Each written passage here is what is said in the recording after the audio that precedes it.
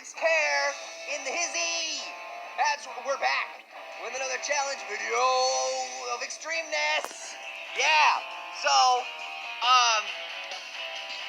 we're back with another extreme challenge.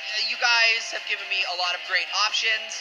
And I think this one is going to be one of the safest, although still extreme in its own right.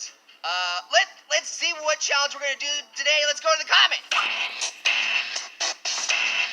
All right, the baby food challenge. Now, this one is right up my alley because I'm not going to get exploded or run over or anything. I really can't see anything bad happening here. So let's go ahead. I got my baby food here. I don't know what this is, and I'm gonna give it a shot and see what it tastes like, and then okay, we'll go there. Okay, here we go. Okay, and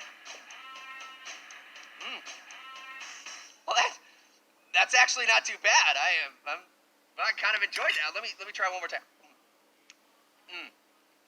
Yeah, that's actually pretty good.